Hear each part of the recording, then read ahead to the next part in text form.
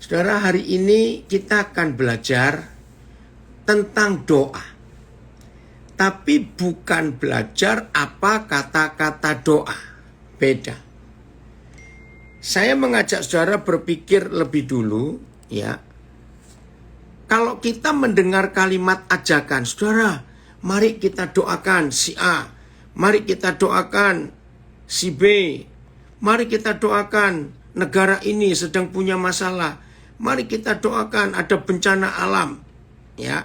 Itu sudah hari-hari kita lakukan karena kita ini anak-anak Bapa di surga, maka hidup doa itu sudah biasa. Bahkan ada konteks yang selama ini kita dengar. Banyak berdoa, banyak berkat. Kurang berdoa, kurang berkat. Sedikit berdoa, sedikit berkat. Nah, sebelum kita belajar lebih jauh, di menara doa ini, Heart of Worship, sebuah komunitas yang luar biasa, hati yang menyembah. Saya ingin mengajak setiap kita untuk meneliti kalimat mari kita berdoa atau mari kita doakan. Serius, saudara. Nah, kalau ada beberapa di antara saudara yang kaget waktu saya menguraikan kalimat mari kita berdoa atau mari kita doakan, ternyata di hadapan Tuhan kalimat perintah dan kalimat ajakan itu salah. Nah, jangan kaget dulu. Loh, salahnya di mana? Nah, maka itu kita mau belajar. Saya perhatikan, saya katakan. Kalimat perintah, ya, dan kalimat untuk mengajak orang berdoa, mari kita doakan. Ya, saudara, ternyata kalimat itu salah. Salahnya di mana? Jujur ya, jujur. Hampir 100% kalimat mari kita doakan. Itu hampir 100% bentuknya adalah menyuruh Tuhan. Kedengarannya bagus, minta. Tapi sebetulnya itu intinya, motivasinya memerintah Tuhan. Mari kita doakan. Nah, ayat mana yang saya pakai sehingga saya berani berkata bahwa kalimat perintah dan kalimat permintaan itu mari kita doakan itu salah? Kita buka kitab Habakuk pasal 2. Kitab Habakuk pasal 2. Ayat pertama saya baca dulu. Habakuk pasal 2 ayat yang pertama. Ya. Kalau boleh yang pakai aplikasi Sabda Pak Antoni, di situ ada ratusan terjemahan Alkitab baik dalam bahasa Indonesia macam-macam, bahasa Inggris, bahasa-bahasa suku itu ada di Sabda. Oke, sambil menunggu saya baca. Habakuk 2 ayat 1. Aku mau berdiri di tempat pengintaianku dan berdiri tegak di menara. Luar biasa. Ya. Nah, dari ayat ini maka lahirlah menara-menara doa. Ya. Terima kasih Pak Antoni. Saya baca dari layar ini. Aku mau berdiri di tempat pengintaianku dan berdiri tegak di menara. Saudara perhatikan. Gambar-gambar Tuhan Yesus yang sedang berdoa di Getsemani itu hampir 100% digambarkan, dilukiskan dia sedang berlutut. Tetapi kalau kita lihat film The Passion of Christ, Mel Gibson menggambarkan Tuhan Yesus sedang tidak berlutut, tapi dia berdiri. Ada beda loh saudara, doa berlutut dan doa berdiri itu ada beda. Nah, yang betul doa itu berdiri, artinya siap. Sayang waktu. Dalam kitab Ayub, kalau nggak salah pasal 40, saya lupa nanti saudara cari. Dia bilang berdiri engkau Ayub. Lalu berdirilah Ayub di hadapan Tuhan. Dalam Wahyu pasal 14 ayat 1 juga ditulis, orang-orang yang benar yang di kepalanya, di dahinya tertulis 2 nama, yaitu nama Yahweh Bapanya dan nama Anak Domba, maka orang-orang itu berdiri bersama-sama dengan Yesus di Bukit Sion. Nah jadi, tapi bukan berarti mulai hari ini kalau kita berdoa berdiri semua, enggak, bukan begitu ya. Nah dalam hukum Taurat, Musa juga menuliskan, imam yang sedang berdoa itu berdiri, mengangkat tangannya, menadakan tangannya. Lagi sekali bukan sikap fisik ya, saya enggak bahas masalah itu. Tapi kata berdiri adalah selalu siap mendapat perintah. Ini kunci kata berdiri. Ya, kalau duduk itu enggak. Maka itu para prajurit yang sedang menghadapi perang tidak boleh duduk, apalagi berlutut. Karena tanda prajurit berlutut itu menyerah kalah. Nah, setiap orang prajurit yang menerima perintah dari komandannya harus dalam sikap berdiri karena siap untuk lari. Jadi bukan santai. Oke, kembali ke Habakuk 2 ayat 1. Habakuk 2 ayat 1. Saya baca lagi. Aku mau berdiri. Artinya siap dapat perintah. Siap melakukan tugas. Siap melaksanakan. Nah saudara. Dari ayat ini. Ternyata doa. Yang isinya hanya memerintah Tuhan. Minta Tuhan. Supaya Tuhan yang bekerja. Tuhan sembuhkan si A. Tuhan sembuhkan. Tadi saya lihat di kolom chatting, di Zoom, ada ibu yang minta doa untuk cucunya umur 27 bulan. Nah, kita nggak bisa berdoa bilang, Tuhan sembuhkan anak ini, cucu ini Tuhan. Maaf, kita harus tahu, karena setiap anak itu hak imannya ada di papa mamanya. Maka papa mamanya yang diajak diskusi. Ada apa dengan hidupmu berdua sehingga anakmu ini sakit? Jadi gak bisa kita cuma berdoa minta Tuhan tolong sembuhkan cucuku. Ya Tuhan tolong keluarga B mau bercerai. Oh Tuhan tolong Tuhan supaya mereka gak bercerai. Tuhan bingung dengan doa seperti itu. Karena sejak dulu Malaki 2:16 Tuhan itu benci perceraian. Lalu bagaimana? Kalau ada keluarga mau bercerai, kita datang. Duduk berempat atau bertiga terserah kita siapa yang kita ajak. Bacakan firman. Hukum-hukum pernikahan. Nah waktu kita bacakan firman tentang hukum-hukum pernikahan. Maka kita tanya si suami. Ada nggak yang kau langgar dari hukum-hukum pernikahan ini? Lalu kita tanya pada istrinya.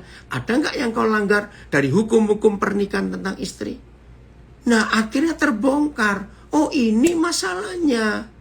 Nah setelah kita tahu permasalahannya, baru kita minta, mau berubah nggak? Mau bertobat nggak? Mau melaksanakan hukum ini tentang suami istri atau tidak? Kalau mereka mau, baru kita doakan. Begitu pula anak yang sakit. Periksa iman dan hati orang tuanya. Ada apa? Sehingga setan bisa masuk ke keluarga ini dan mencuri anaknya sampai diberi penyakit. Nah itu nanti kita akan bahas lebih jauh. Nah ini arti kata aku mau berdiri. Berdirinya di mana? Di tempat pengintaianku. Nah saudara, kalau kita mendengar kata tempat pengintaian, saudara sadar nggak bahwa ini sedang dalam masa perang? Ya maka itu di dalam masa perang, tempat pengintaian ini penting sekali. Maka itu saudara perhatikan di Eropa. Ya kalau di Jawa yang ada banyak kerajaan, bahkan di daerah di Indonesia beda. Di Eropa saudara, hampir 90 sekian persen. Kastil-kastil istilahnya, castle-castle, ya istana-istana raja zaman dulu. Hampir 100%. Mereka membangun kerajaan itu di atas bukit. Di daerah kekuasaannya yang paling tinggi mereka pilih. Kenapa? Supaya mereka bisa mengintai. Sebelum musuh mendekat, mereka sudah tahu. Nah, di kerajaan-kerajaan itu pasti ada menara-menara. Dan ada penjaga yang diminta 24 jam. Ganti shiftnya terserah mereka. Nah, di sini kita melihat lewat Habakuk ini, doa itu mengintai. Siapa yang kita intai? Ya jelas musuh. Jadi doa itu enggak dar-der-dor, penuh perkataan, menyuruh Tuhan, minta Tuhan, perintah Tuhan. Tidak. Kita berdiri di hadapan Tuhan sebagai prajurit yang siap dapat tugas dan perintah. Enggak bisa duduk. Untuk mengintai. Ada apa dengan musuh? Sudah? Hal ketiga. Berdiri tegak di menara. Saudara, oh ya, sebelum saya lupa, saya harus ngomong hal ini. Seluruh perintah yang Tuhan Yesus ajarkan dalam perjanjian baru, dalam 4 Injil, dan itu dilakukan oleh Paulus, semua itu sistem militer. Ya, sebelum saya lupa, sistem militer. Semua hal. Nah, sedikit saya ngomong ini supaya saudara punya gambaran bagaimana doa yang benar. Saudara, di semua negara di dunia, itu sistem politik pemerintahan beda. Sistem ekonomi keuangan beda. Sistem kesehatan di tiap negara itu beda. Sistem pendidikan beda. Semua negara di dunia punya sistem yang berbeda. Tapi pernahkah saudara sadar, hanya satu sistem yang dipakai sama oleh seluruh dunia. Dan itu ada di Alkitab ini. Sistem apa? Militer. Saudara, ini yang mengagumkan. Ternyata di negara apa saja, negara komunis, negara demokrasi, negara apa saja, ternyata sistem militernya sama. Itu yang luar biasa. Maka itu di negara mana saja, jenjang militer ketentaraan itu sama, pangkatnya sama, cara hormat, cara semuanya sama. Nah, ini yang saya temukan di Alkitab, ternyata sistem militer itu yang dipakai Tuhan untuk kita sampai hari ini. Maka itu berapa kali dalam perjanjian baru Paulus menulis untuk saudara dan saya bersikap seperti tentara militer yang siap untuk perang. Nah, itu yang Tuhan percayakan buat kita.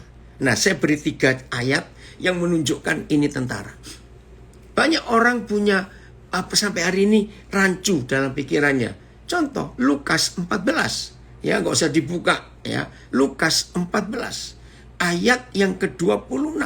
Dikatakan bahwa kalau kamu tidak membenci ayahmu, ibumu, saudaramu, istrimu, waduh semuanya, maka kamu nggak layak untuk menjadi muridku.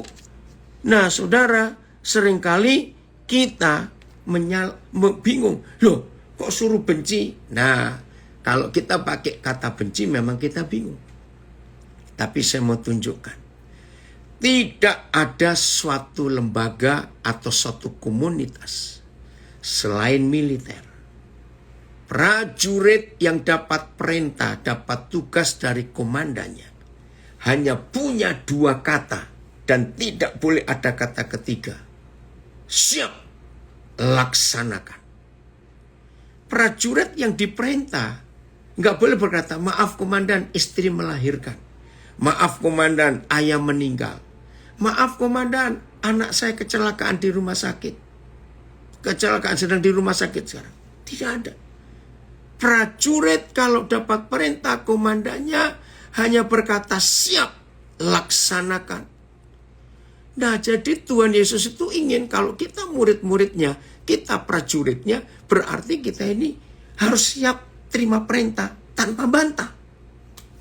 Hal kedua, semua kita pasti pernah dengar dan itu sering dipakai. Ketika murid-murid mengusir setan, gak berhasil. Lalu mereka datang kepada Yesus. Guru, kenapa kami gak bisa mengusir setan ini dari anak ini? Lalu begini kata Tuhan Yesus, jenis ini tidak bisa diusir selain dengan doa dan puasa. Maafkan saya, kita harus meluruskan kebenaran ini. Akhirnya tidak sedikit gereja tidak sedikit komunitas menggunakan ayat ini hanya doa dan puasanya saja. Kita mau puasa sehari atau 2 hari untuk pelayanan kita ke depan. Peperangannya ini hebat. Wah, kita puasa. Kita masuk ke ruang doa. Wah, ribet. Kita puasa. Akhirnya kita pergi perang. Gak terjadi apa-apa. Maaf, lo kok bisa?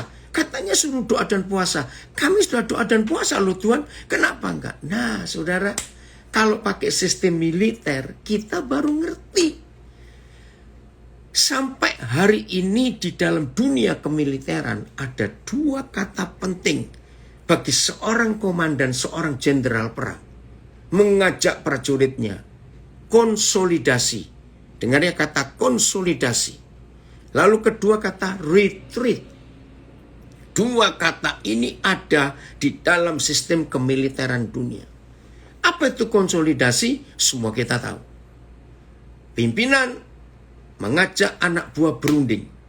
Kita menghadapi masalah ini di perusahaan kita. Kita menghadapi masalah ini di pekerjaan kita. Kita menghadapi masalah ini. Bagaimana? Dan di situ ada konsolidasi. Menyusun kekuatan baru. Menyusun strategi baru. Mengenali pihak musuh. Pakai senjata apa. Kekuatannya apa. Berapa jumlahnya. Itu konsolidasi. Retreat. Ayo mundur sebentar. Itu dalam bahasa militer. Di samping untuk menyusun kekuatan baru, mungkin tentara sudah capek karena perangnya besar. Ayo kita minum makan, ayo kita pakai obat ini. Nah, setelah retreat sejenak, baru komandan akan memberi perintah. Komandan akan memberi instruksi. Komandan akan memberi strategi. Komandan akan memberi semangat. Jadi waktu Tuhan Yesus berkata jenis ini nggak bisa dilawan, diusir kecuali dengan doa dan puasa, itu maksudnya seperti Habakuk 2 ayat 1 tadi. Jadi jenderal perang kita, panglima perang kita, Yesus Kristus Tuhan, itu mengajak saudara dan saya konsolidasi. Mengajak kita retreat. Lalu komandan perang kita menyusun strategi baru. Menyusun bentuk formasi baru.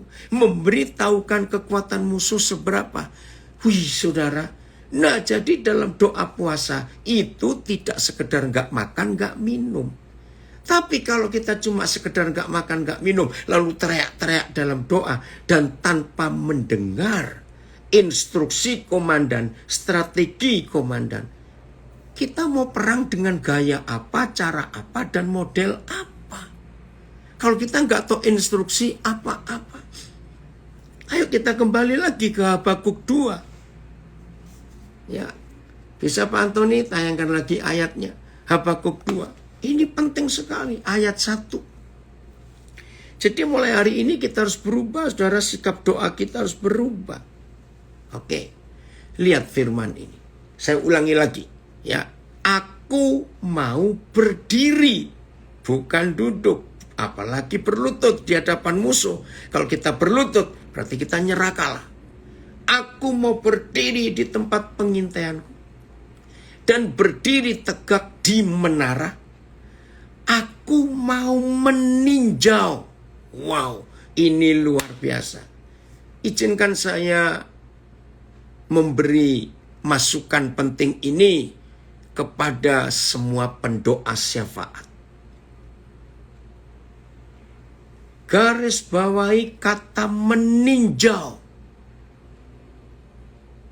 Saudara nggak main-main. Doa tanpa meninjau situasi atau keadaan, maka doa kita hanya main perintah. Tuhan tolong, Tuhan sembuhkan, Tuhan perang ganti kami. Aduh, nggak begitu. Kita harus meninjau. Apa situasinya, keadaannya bagaimana. Wih, ini perlu waktu untuk meninjau. Dan setelah meninjau, lihat kalimat berikut. Dan menantikan. Siapa yang kita nantikan? Wih, ini saudara saya lama dari Frankfurt, Asunta. Wie geht's dir? Ya, guten Tag. Senang konten bisa ada bertemu lagi kamu dengan Asunta. Apa yang kita nantikan? Jadi dalam doa saudara, izinkan saya mengatakan ini. Maaf kalau ada yang gak setuju, gak apa-apa. Saya menghargai pendapat saudara. Tapi berbahagialah kita kalau hidup ini mau berubah karena firman yang dibukakan. Jadi doa itu bukan memenuhi ruangan doa dengan kata-kata kita yang membombardir. Waduh, ribut, maaf. Ubah. Ayo kita berdiri di tempat pengintaianku. Mengintai musuh. Apa yang mereka lakukan? Lalu kita meninjau. Wih, luar biasa. Ini yang kita perlu tahu. Jadi meninjau. Lalu menantikan. Apa yang kita nantikan? Kembali Pak Antoni, Habakuk 2 tadi. Wih, ini luar biasa. Apa yang kita nantikan? Saya ulangi lagi dari depan. Aku mau berdiri di tempat pengintaianku dan berdiri tegak di menara. Aku mau meninjau, ini saya akan uraikan. Dan menantikan apa yang akan difirmankannya kepadaku. Oh Tuhan, tolong kami. Oke, coba NLT, ini bahasa Inggrisnya. I will climb up to my watchtower. Aku akan naik watchtower. Lah ini terang, apa jelas, tempat pengintaian menara. And stand at my guard post. Nah, jadi ada petugas yang selalu menjaga di guard post ya. There I will wait to see what the Lord says. Dan aku akan melihat ya bagaimana yang situasi terjadi and how he will answer my complaint. Oke, FAYH-nya tadi Habakuk 2 ayat 1. Ya, ada yang bertanya di Facebook saya pernah menemani salah satu pendeta untuk doa mengusir setan dari tubuh seseorang, tapi yang didoakan tidak sembuh. Kira-kira apa yang salah? Nah, yang salah bukan pendetanya, bukan setannya. Yang salah adalah kita nggak dapat instruksi. Kita nggak dapat informasi. Setan ini jenis apa dan masuknya itu dari mana. Jadi kalau ada orang kerasukan setan pun, kita nggak boleh asal, dalam nama Yesus, aku tangking kamu. Belum tentu setannya keluar. Ya, jadi ayo kita mulai berubah. Habakuk 2 ayat 1. Ya, ini penting. Ya, kalimat terakhir. Ya, setelah kata menantikan apa yang akan difirmankannya kepadaku, saudara perhatikan. Dan apa yang akan dijawabnya atas pengaduanku. Jelas ya. Lah doa itu dua arah. Lihat ayat 3. Lalu Yahweh menjawab aku. Jadi ada jawaban dari surga. Karena kita diskusi. Ada jawaban dari panglima perang kita. Ada jawaban dari jenderal kita. Terima kasih Rudolf. Ini anak saya dari Manado. Kirim terjemahan bahasa Indonesia masa kini, BIMK. Aku mau naik ke menara penjagaanku dan menunggu apa yang akan dikatakan Yahweh kepadaku dan bagaimana jawabannya atas keluhanku. Lalu Yahweh menjawab. Nah, saya nggak bacakan jawaban ini karena ini khusus untuk masalah Habakuk. Jadi para pendoa mulai hari ini, kalau kita berdoa untuk apa saja, jangan main perintah asal nyuruh Tuhan. Tuhan tolong, Tuhan bertindaklah, oh Tuhan bekerjalah. Tuhan pusing kita bombardir dengan perintah-perintah seperti itu. Karena doa yang sesungguhnya adalah kerjasama antara Tuhan dengan kita sebagai teman sekerjanya. Dan kita sebagai sahabat doanya bekerjasama dengan Tuhan.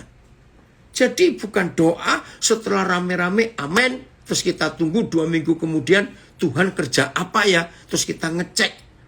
Yang dicek ternyata Tuhan. Maaf. 2 Samuel 5. Ya. ayat yang ke-18. Ini contoh doa yang benar. Mulai 17 lah ya. 2 Samuel 5. Ya, ayat 17. Makasih. Ketika didengar orang Filistin bahwa Daud telah diurapi menjadi raja atas Israel, maka majulah semua orang Filistin untuk menangkap Daud. Ketika Daud mendengar hal itu, apa reaksinya, apa sikapnya, apa tindakannya? Lalu Daud pergi ke kubu pertahanan. Nah, ini kalimat yang berbeda, tapi intinya sama dengan Habakuk 2 tadi. Seorang raja ketika negaranya sedang dalam bahaya diserang musuh, maka Daud masuk ke kubu pertahanan. Ya, watch tower, kalau dalam bahasa Inggrisnya Habakuk tadi, menara penjagaan. Tapi Daud tidak mengumpulkan tentara, tanya panglimanya bagaimana. Ini luar biasa. Lalu Daud pergi ke kubu pertahanan. 18. Ketika orang Filistin itu datang dan memencar di lembah Refaim, saudara lihat, tidak ditulis berdoalah Daud. Beda, saudara. Yang tertulis bertanyalah Daud kepada Yahweh. Ayolah para pendoa, kita ubah cara doa kita. Nggak cuma bentak-bentak Tuhan, merintah-merintah Tuhan. Dalam nama Yesus, waduh ribut. Janganlah. Bersikaplah seperti Daud, bersikaplah seperti Habakuk. Menanyakan Tuhan. Jangan cuma memenuhi udara dengan kata-kata kita yang kencang. Begitu saya kadang-kadang kalau melihat ada orang doa teriak-teriak sampai urat lahirnya keluar semua biru-biru di sini. Aduh, saya pikir Tuhan tuh nggak tuli tahu. Maaf ya, maaf. Bertanyalah Daud, bukan berdoalah Daud. Ini luar biasa, saudara. Dan bertanyanya, diskusinya ini aneh buat saya. Negara sedang dalam bahaya. Musuh sudah di depan pintu gerbang. Bertanyanya begini, apakah aku harus maju melawan orang Filistin itu? Akan kau serahkankah mereka ke dalam tanganku? Ini doa yang aneh. Sudah jelas musuh di depan hidung, masih tanya maju atau tidak. Tapi saudara-saudara, rendahkan hati kita untuk jadi seperti Daud dan seperti Habakuk. Sebelum kita tahu apa yang akan difirmankannya kepada kita, berusahalah untuk tenang sebentar. Dengarkan Tuhan menjawab. Jangan kita nyerocos sendiri, maaf.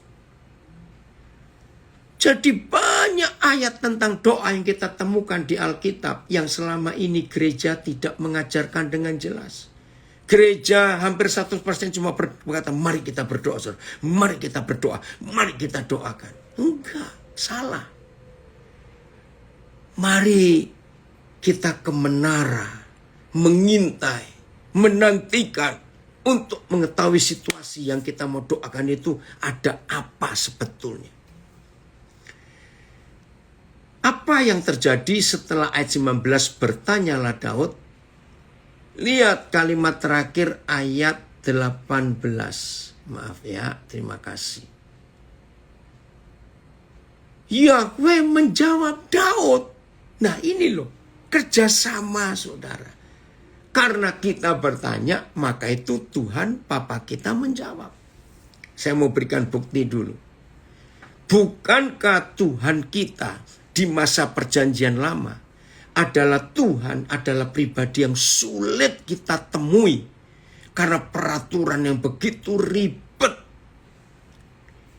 Tapi ketika Tuhan Yesus menyerahkan nyawanya, satu-satunya peristiwa yang paling hebat ketika dia menyerahkan nyawanya, kepadamu Bapa, aku serahkan rohku. Langsung tirai bait suci yang memisahkan ruangan kudus dengan ruangan maha kudus terbelah, robek dari atas ke bawah. Itu luar biasa. Nah artinya di dalam zaman perjanjian baru, setelah Tuhan Yesus jadi korban yang sempurna, maka nggak ada lagi halangan untuk masuk ke ruangan Maha Kudus. Artinya, seharusnya saudara dan saya yang hidup di masa perjanjian baru ini jauh lebih mudah bertemu Tuhan daripada saudara kita di perjanjian lama karena peraturannya. Tapi faktanya saudara, mengapa saudara-saudara kita di perjanjian lama kok lebih mudah jumpa Tuhan daripada kita di perjanjian baru? Saya tidak tahu siapa yang pernah punya pengalaman seperti saya. Pertama kali Roh Kudus ngajak saya belajar kitab Yeskiel, saya itu cemburu berat dan saya iri hati dalam arti positif. Coba saudara baca, setiap pasal yang tertulis di kitab Yeskiel, hampir semuanya atau setiap perikop di dalam pasal itu ada berapa perikop. Saya itu iri hati, saya itu cemburu. Ada apa? Dengarkan. Yang belum pernah baca ini, baca mulai hari ini. Hampir di semua pasal, di semua perikop kitab Yeskiel, dikit-dikit Tuhan berfirman, sebentar-sebentar rohnya diangkat, dikit-dikit lagi Tuhan menyatakan diri. Tapi kok enak bener sih Yeskiel kamu itu? Nah, seharusnya saudara dan saya berbuat seperti itu. Tuhan itu selalu hadir, ya. Tuhan selalu hadir di hidup kita. Kita harus tahu Tuhan itu mau apa. Oh Tuhan, tolong kami. Saya cuma cerita ya saudara. Dalam 3 hari ini ada 2 anak kami yang meninggal. Yang satu di Napire. Besok baru pemakaman. Enggak sakit. Tiba-tiba saja. Padahal dia orang hebat sekali. Dia satu-satunya anak kami yang pernah tinggal dengan kami kurang lebih 6 tahun. Anaknya baik luar biasa. Dia keluar dari rumah kami pada hari dia menikah. Nah, selesai pemberkatan nikah, saya memberkati juga. Kami suami istri balik ke rumah. Tiba-tiba saudara, saya merasa ada yang hilang di hidup ini. Itu perasaan pertama yang saya rasakan. Dan di situ saya bisa mengerti bahwa kalau ada orang tua menikahkan anaknya, apalagi anak perempuan, kan harus ikut suaminya. Itu kan rasa kehilangan. Itu pertama kali dalam hidup saya. Belum pernah saya merasakan. Padahal bukan anak kandung ini. Nah itu. Satu baru tadi siang. Jam 12 siang waktu Indonesia Barat. Anak saya dari Nias. Anak ini yatim piatu saudara. Sejak bertemu kami berapa tahun yang lalu. Dia baru berkata, aku pertama kali merasakan punya papa mama. Dia sedang kuliah semester 3 di UKDW. Minggu kemarin dia kecelakaan. Nah, saya sebagai hamba Tuhan, sebagai orang tua, ini sedang menaik ke menara untuk menanyakan Tuhan kenapa, ada apa, kami harus bagaimana. Wih,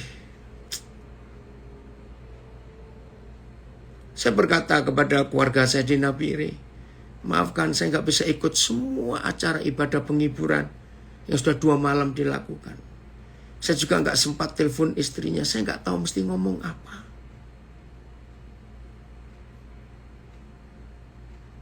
Nah, sikap ini yang saya pakai.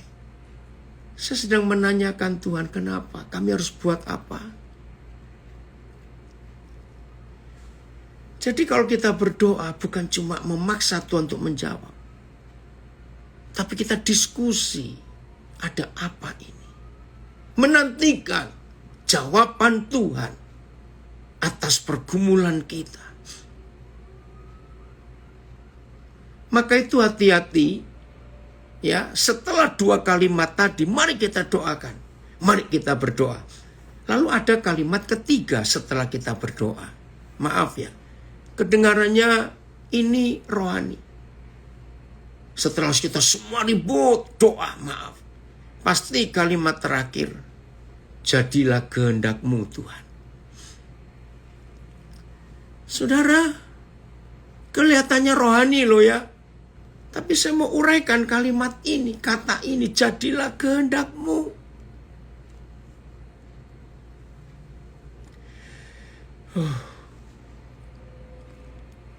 Nah, kalau pada akhirnya setelah kita doa panjang lebar seperti itu, lalu kita tutup dengan kalimat rohani, jadilah kehendak-Mu, ya udah gak usah berdoa. Ngapain setelah kita perintah-perintah Tuhan, kita teriak-teriak. Ya betul, ada yang tanya, iya yang kuliah di Jogja, saya nggak tahu ini siapa, Teresia, maaf ya. Betul, yang kuliah di Jogja. Maaf ya saudara, saya ulangi lagi. Kalau kita sudah doa sekian lama, sudah ribut teriak-teriak, kita sudah begini, sudah begitu, toh ujungnya jadilah kehendak-Mu, ya udah gak usah berdoa dong. Biar kehendak Tuhan aja. Loh maaf loh saya, jangan saudara marah kepada saya. Tapi kita mau belajar untuk mengenal.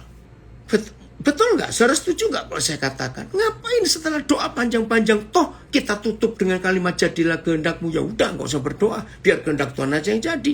Ngapain kita minta panjang-panjang? Maafkan loh saudara, maaf. Ya, saya baca lagi. 2 Samuel 5:19. Bertanyalah Daud kepada Yahweh, apakah kau harus maju melawan orang Filistin itu? Akan kau serahkankah mereka ke dalam tanganku? Yahweh menjawab Daud, majulah, sebab aku pasti akan menyerahkan orang Filistin itu ke dalam tanganmu. Lalu datanglah Daud. Ya nggak usah saya baca. Akhirnya perang yang menang. Perangnya dimenangkan oleh Daud. Oke, saya akan bertanya kepada saudara.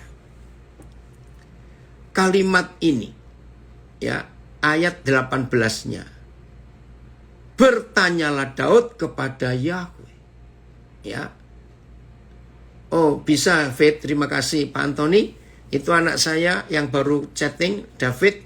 Bisa jadi co-host untuk nayangkan aplikasi Sabda, supaya kita bisa punya berapa terjemahan untuk belajar.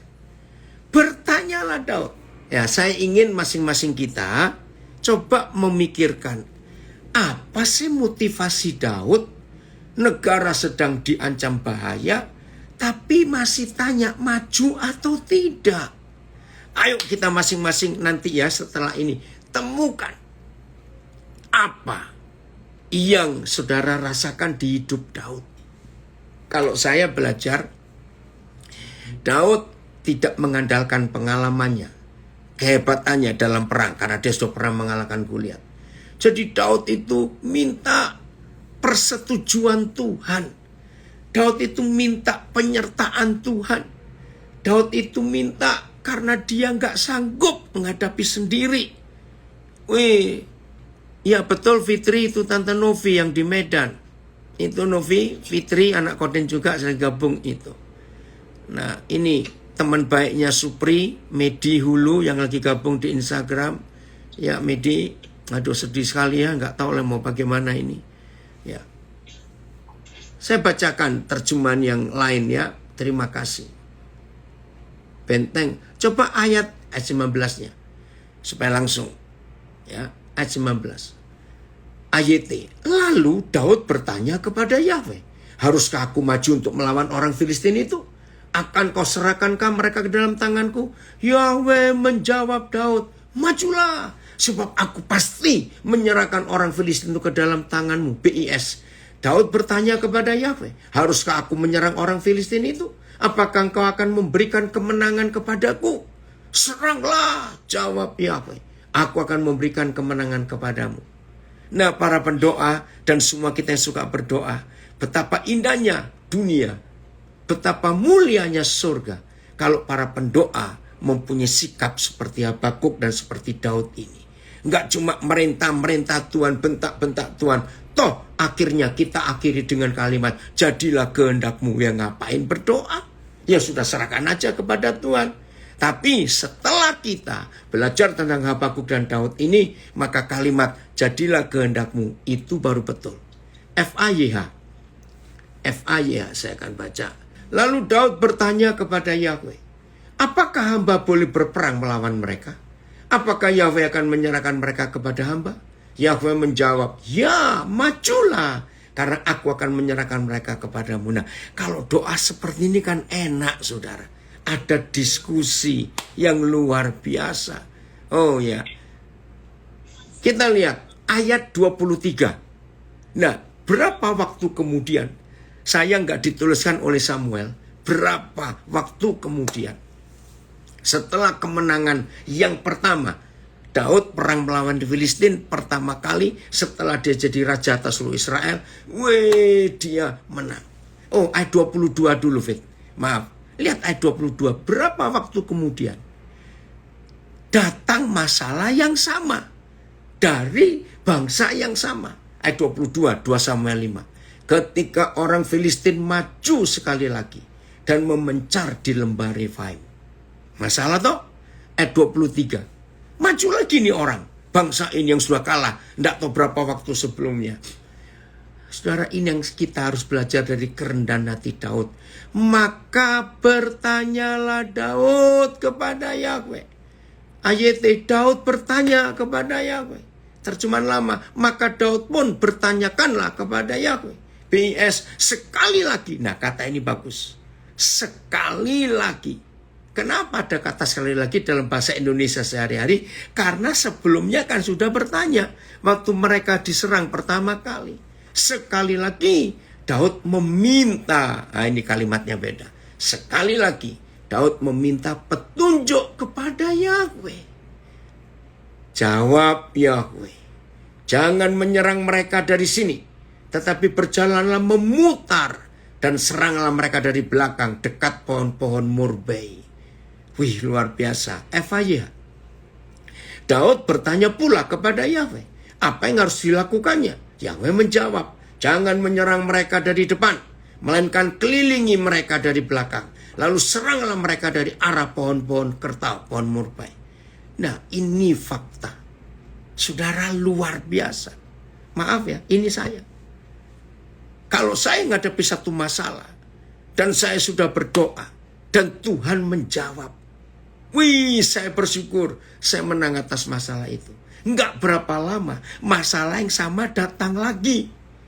Wajar nggak kalau namanya manusia? Ya nggak usah bertanya lagi dong, masalahnya sama. Ya selesaikan dengan cara yang sama seperti masalah yang datang beberapa waktu yang lalu. Kan begitu namanya manusia. Tapi tidak dengan Daud. Walaupun masalah sama, tapi Daud tanya lagi. Saudara masih ingat tadi yang kita bahas? Jenis ini nggak bisa dilawan kecuali dengan doa dan puasa. Ini yang dialami Daud. Daud masuk ke kubu pertahanan. Habakuk naik ke tempat pengintaian. Ternyata saudara-saudara kita ini sedang konsolidasi dengan panglima perang. Ternyata saudara-saudara kita ini sedang diskusi, mengatur strategi. Maka itu serangan musuh yang pertama, maju Daud. Daud maju. Tapi ketika serangan yang kedua, jenderal perang kerajaan surga memberikan cara, strategi yang aneh. Jangan menyerang dari depan, tapi kelilingi mereka dari belakang, kepung mereka. Dan waktu itu nggak tahu ada perkebunan pohon murbai, kertau. Ya, lalu disuruh nyerang dari situ. Oh, Steve, kamu lagi dengan Isman di Bali? Ya, berapa kali lo papa pesan ke Isman, dia belum jawab. Hati-hati ya, nak. Ya, kemarin papa tunggu kamu itu. Ini anak saya. Ya, terima kasih, Steve. Nah, kalau kita melihat kisah ini luar biasa. Inilah yang Tuhan inginkan dari hidup kita sebagai pendoa. Untuk kita enggak hanya teriak-teriak. Maafkan. Kalau dia melakukan jangan tersinggung. Enggak apa-apa, kita belajar. Ini kejadian di beberapa gereja. Betul Pak Antoni, tadi Pak Antoni memulai dengan sebuah penjelasan. Selama pandemik ini, ada perubahan besar di hidup gereja. Karena nggak bisa ketemu tatap muka, ketemu dari jauh, ya lewat apa itu smartphone kita, lewat laptop kita. Tapi Tuhan bekerja dengan cara yang luar biasa. Oh haleluya, Tuhan hadir dengan begitu hebat. Nah saudara perhatikan. Salah satu, ya cara ini gak boleh kita pakai lagi. Jadi waktu itu belum pandemik, saya diundang ke beberapa gereja. Ada berapa kali saya melihat fakta, maafkan saya, maafkan. Saya gak mau menyinggung, tapi kalau ada yang pernah melakukan kita berubah. Saya datang duluan, ya ternyata saya lihat ada apa ini, ada beberapa orang biasanya ibu-ibu. Ya saya pikir ngatur kursi. Kok ngatur kursi nggak digerakkan? Saya pikir mereka, maaf ya, ngelap ya bangku itu. Tapi kok nggak bawa lap? Nah saya jadi penasaran, saya ingin tahu. Saya dekati, ya ampun saya kaget. Ternyata itu para pendoa di gereja itu dapat perintah untuk sebelum kebaktian mulai, para pendoa suruh tumpang tangan di kursi-kursi kosong itu. Dan saya nguping, saya dengar, Tuhan kirimkan jiwa-jiwa Tuhan, penuhi kursi ini dengan jiwa-jiwa. Saya kaget, ini ayat mana yang dipakai? Tuhan suruh kirim jiwa-jiwa. Padahal 2000 tahun yang lalu sebelum dia naik ke surga, dia pesan kita, pergilah kamu. Cari jiwa-jiwa itu, selamatkan mereka. Nah sekarang setelah dia mau datang balik, kita nyuruh dia, Tuhan kirimkan, selamatkan jiwa-jiwa. Maaf ya saudara, kalau antara dia dengan kita main perintah, dia perintah kita, kita perintah dia. Lalu yang pergi ini siapa? Maaf. Nah itu cara yang salah. Kursi kosong gak bisa didoakan supaya Tuhan kirim jiwa. Kita yang keluar cari. Maaf. Ini loh cara-cara yang kita harus ubah. Oke, ada yang tanya. Tolong tanya, kubu pertahanan zaman sekarang itu apa? Terima kasih. Nah, ini pertanyaan bagus. Tidak ada satu tempat khusus. Ya, tidak salah. Ada orang-orang tertentu, saya punya banyak teman yang di rumahnya, kan rumahnya cukup besar, mereka punya satu ruang doa. Nggak apa-apa. Tapi bukan itu. Kubu pertahanan itu adalah sebuah hubungan antara kita dengan Tuhan, jenderal perang kita. Ketika dalam banyak bahaya, ketika banyak masalah, kita bersekutu dengan dia. Itu bisa di mana-mana.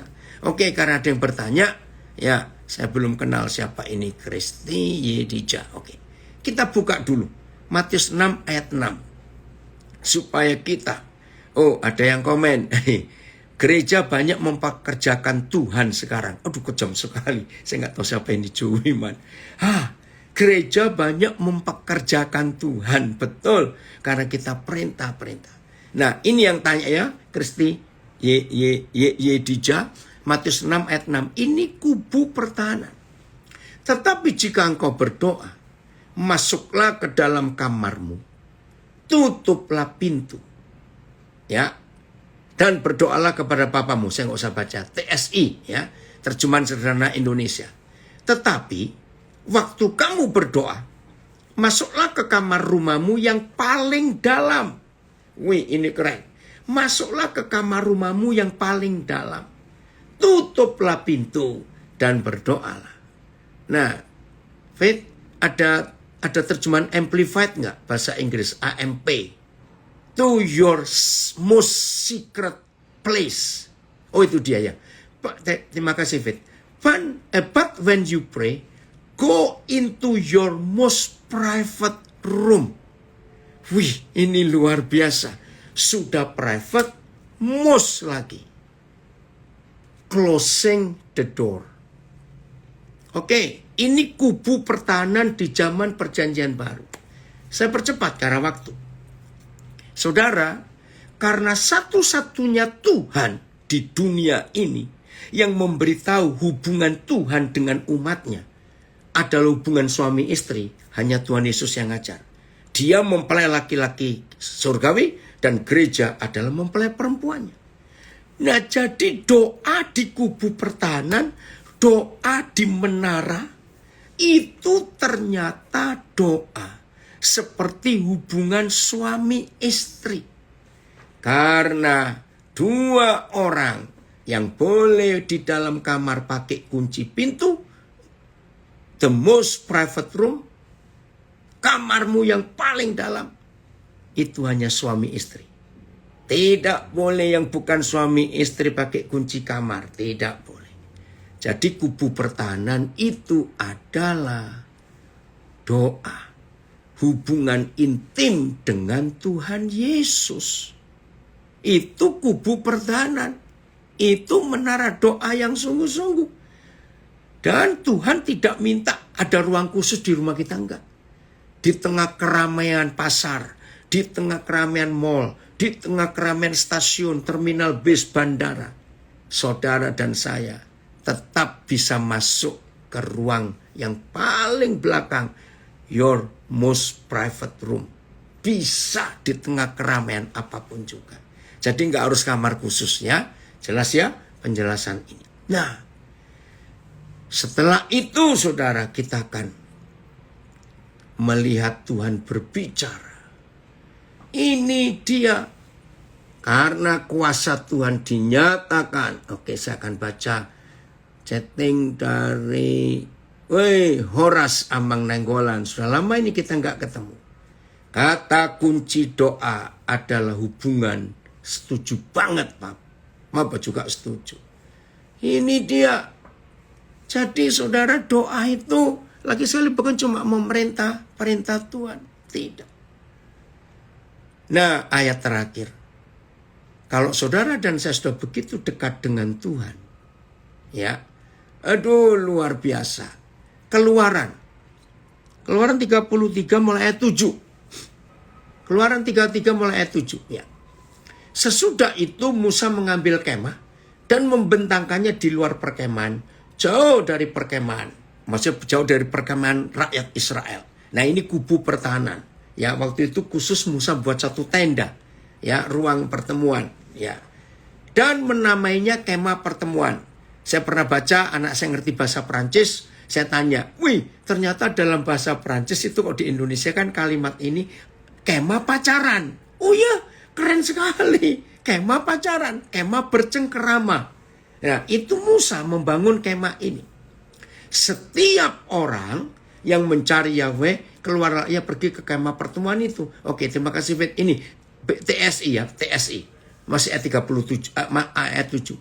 Biasanya ketika bangsa Israel berkemah di suatu tempat, Musa mendirikan sebuah kemah di luar, jauh dari perkemahan. Musa menyebutnya kemah pertemuan.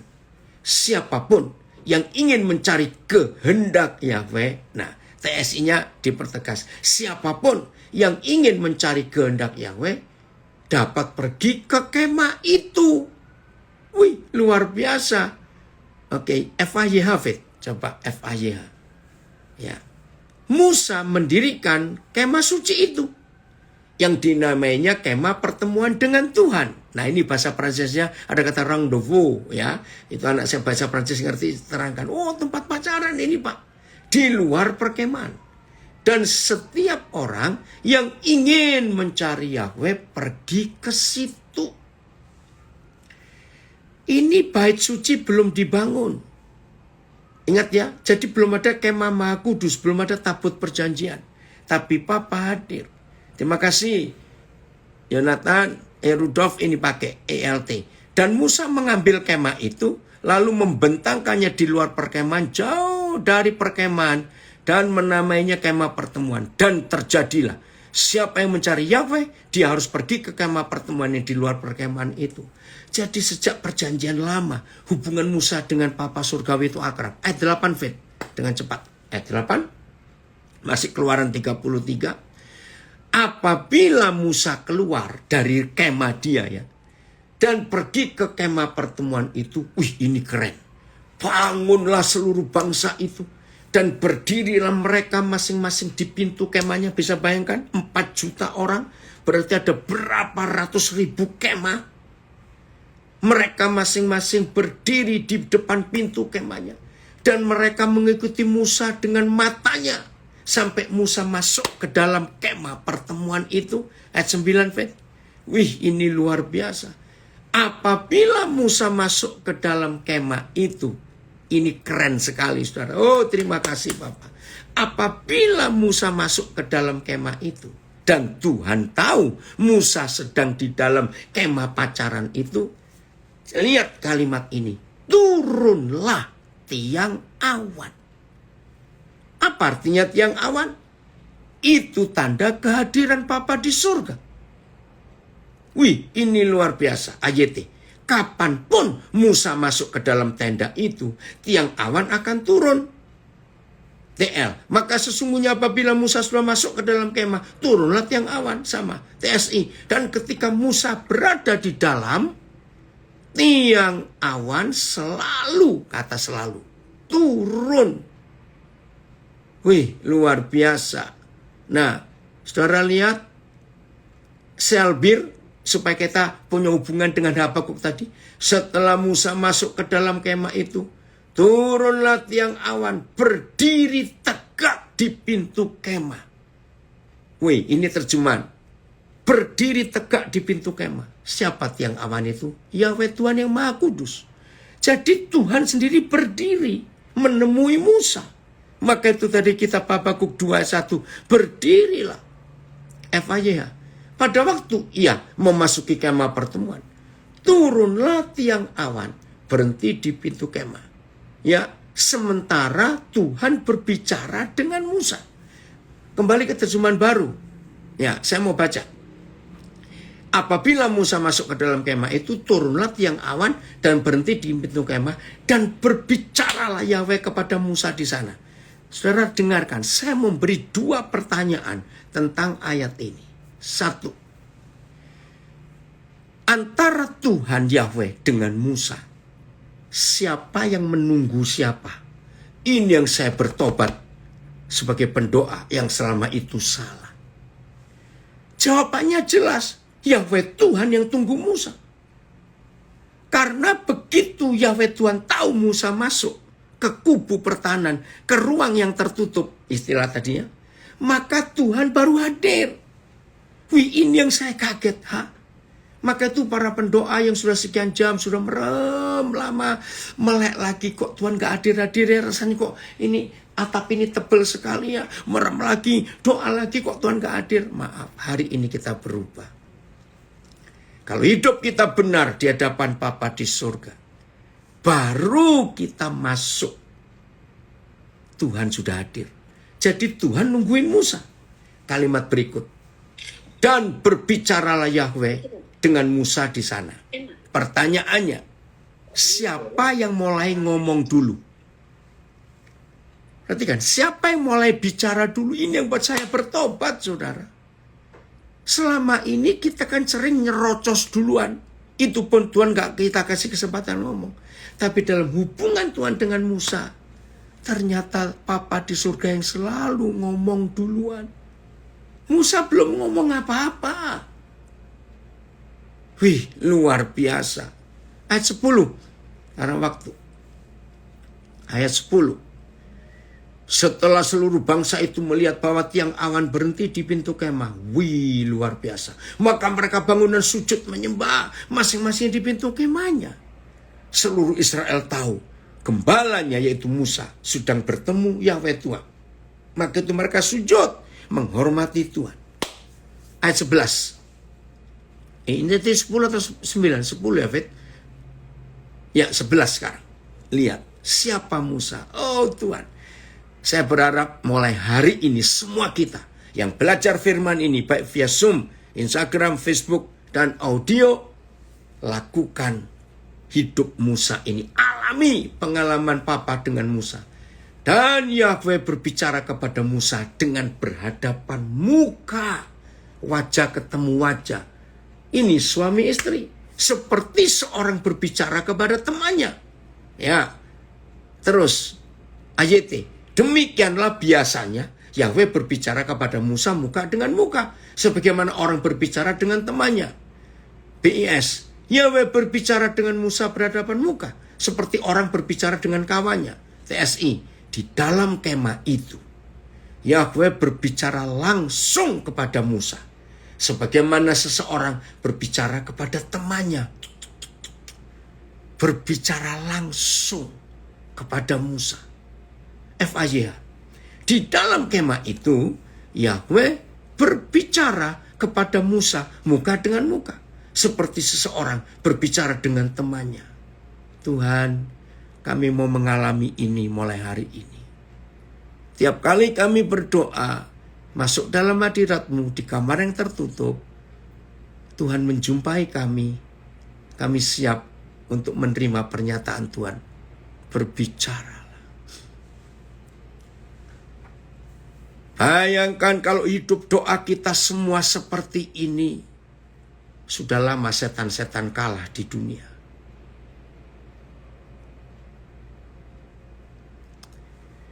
Roh Kudus pasti menolong kita, apalagi di zaman yang genteng seperti ini. Saya akan akhiri dengan istilah ini, dengan konsep ini ya. Dalam sebuah peperangan, kalau makin seru peperangannya, apalagi menjelang akhir dari peperangan itu, hanya ada satu hal yang diminta oleh komandan untuk semua prajuritnya. Jangan putus komunikasi. Begitu komunikasi komandan dengan prajurit putus, habis. Walaupun persenjataan kita hebat, tapi kalau komunikasi kita dengan Yesus Kristus Tuhan Panglima Perang kita nggak pernah nyambung, saudara. Habis hidup ini. Ini yang saya pesan. Terima kasih Pak Antoni, lagi sekali satu penghargaan buat saya. Untuk bisa bersekutu dengan saudara di menara doa, di Hearts of Worship. Kiranya semua kita hari ini sadar peperangan kita sudah sampai di garis akhir. Ini peperangan akhir zaman yang akhirnya akhir zaman. Ngeri. Pandemik begitu luar biasa. Kita nggak tahu virus ini nyerang kita dari mana. Masker mau lapis-lapis. Hand sanitizer mau banyak. Maaf, tetap nggak bisa menjaga. Kecuali penjagaan Tuhan dalam hidup kita. Tuhan Yesus memberkati kita semua. Jadilah pendoa yang adalah sahabat doanya Tuhan Yesus. Rajin bersekutu, mendengar Tuhan memberi instruksi, strategi kepada kita. Tuhan Yesus memberkati kita semua.